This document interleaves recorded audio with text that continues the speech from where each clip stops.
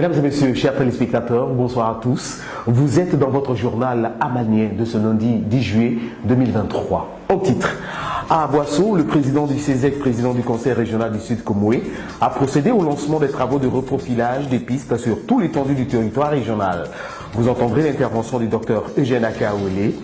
Le préfet de région, préfet du département d'Aboissau, M. Légré Coucougnon, est sorti toucher du doigt la situation des familles sinistrées. Et ce, suite à l'inondation qu'a connue la ville d'Aboissau. Le témoignage en images dans cette page d'information.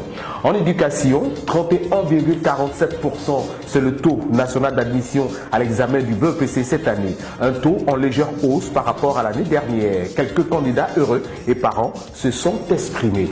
Organisé par le ministère de la Famille, de la Femme et de l'Enfant, un atelier de renforcement des capacités sur les lois favorables aux gens s'est tenu à la salle des fêtes de la mairie d'Aboissau ce jeudi 6 juillet. On en parle au cœur de notre moment d'information. Le cacao, première richesse agricole de la Côte d'Ivoire, était au cœur de toutes les attentions, et ce, à l'occasion du festival du cacao tenu ce week-end dernier à la place Alexis Elengan Eché. Vous entendrez le commissaire général, M. Guéhi Constant. Mesdames et messieurs, bienvenue et merci de nous suivre. Le docteur Eugène Akaouélé a procédé au lancement des travaux de reprofilage des pistes dans le Sud Comoé, cérémonie qui s'est tenue dans la ville d'Aboissau. Écoutons ici, mesdames et messieurs, l'intervention du président du CESEC, président du conseil régional, au micro d'Abdou Saramé, les images de Junior Kwasi. Oui, un mot de soulagement pour toute la population qui vont bénéficier de ce programme d'entretien routier. Là, il s'agit d'abord du programme d'entretien routier, mais au-delà, si vous voulez parler du goudron, comme quelqu'un l'a dit, qui permet de manger, voyez-vous. Donc, s'agissant particulièrement de l'axe Aboissau, à Crécy, à Bangourou, je pense que le président est en train de relever un défi que d'autres n'ont pas pu relever. Ça fait des années que ce tronçon attendait le bitume. Ça fait des années. Tout le monde est passé. Cette route est restée dans l'état où elle est. Et aujourd'hui, je peux vous dire que l'entreprise qui est en charge de ces travaux est déjà à Aboissau, est en train de s'installer pour démarrer le bitumage de cette voie ou la réhabilitation d'une partie, puisque une partie avait été bitumée, mais ça n'existe plus, pour dire que le président répond vraiment à l'attente aux préoccupations des populations. Après les fortes pluies qui se sont abattues sur la ville, les familles ont été contraintes par les eaux de la Bia à quitter leur maison. Le préfet de région, préfet du département d'Aboissau, M. Légré Coucougnon, est sorti apporter le soutien du gouvernement et toucher du doigt les réalités des familles sinistrées.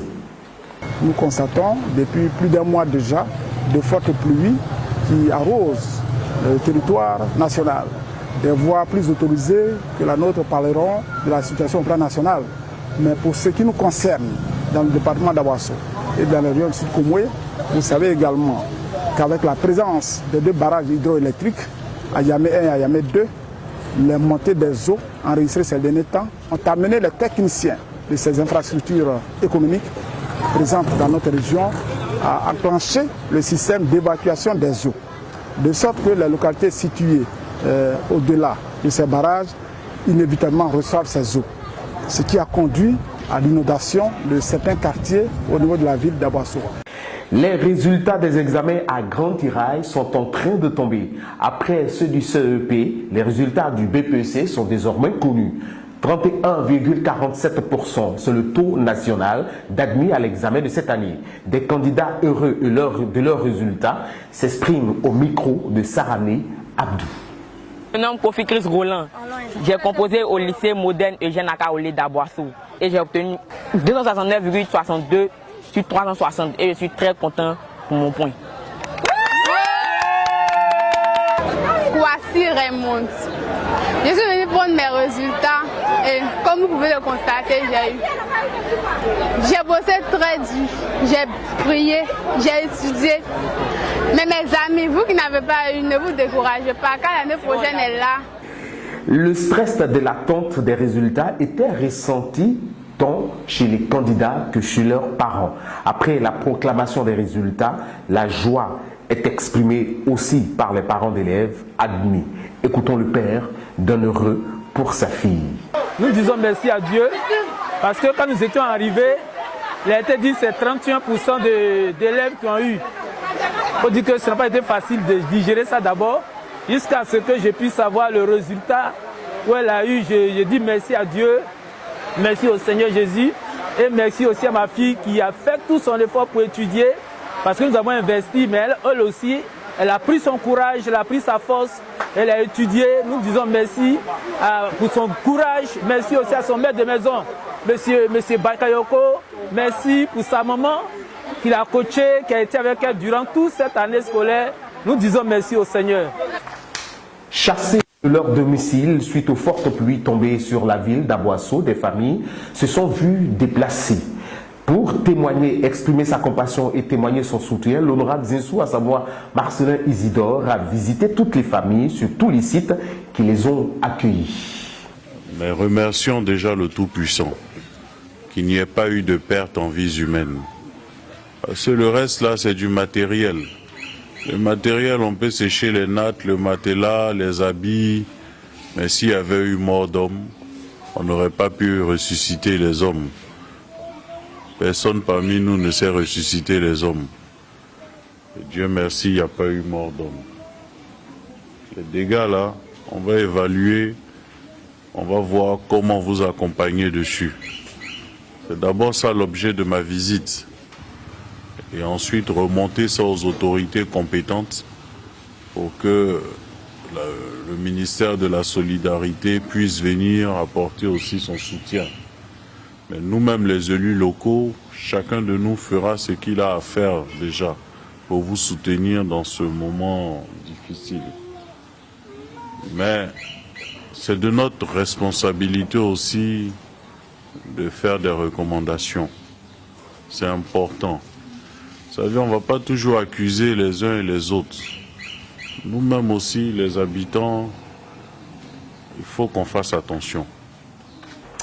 Poursuivons avec cette brève. Un atelier de sensibilisation et d'information sur les lois favorables à la question du genre s'est tenu à la salle des fêtes de la mairie d'Aboasso. Les associations de femmes et de jeunes, les chefs traditionnels ont été instruits sur la question. Une action du ministère de la Femme, de la Famille et de l'Enfant. Et enfin, c'est connu de tous, le cacao est la mamelle nourricière de l'économie de notre pays. Fort de cela, M. Constant Gueye, commissaire général et toute son équipe tiennent tous les ans le festival du cacao pour valoriser les acteurs de la filière. Les festivités de la 4e édition se sont déroulées à Aboasso, à la place Alexis Elengan Uche. Constant Gueye, au micro de Junior Kwasi. Le Cacao Festival, c'est une grande plateforme de promotion des producteurs de cacao. C'est une grande plateforme de promotion du cacao et de promotion des dérivés du cacao.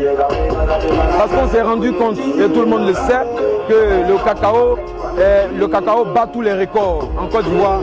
Le cacao fait 10% du PIB. Le cacao fait 40% des exportations. Le cacao, c'est 1,5 million d'acteurs. Le cacao, c'est 2 millions de fèves exportées. Le cacao, c'est 6 millions d'acteurs qui vivent dans le cacao. Il y a beaucoup de choses. C'est le cacao qui tient la Côte d'Ivoire. C'est fini pour votre journal, notre page d'information. On se retrouve le lundi prochain pour d'autres moments d'information. D'ici là, portez-vous bien et bien bonsoir chez vous.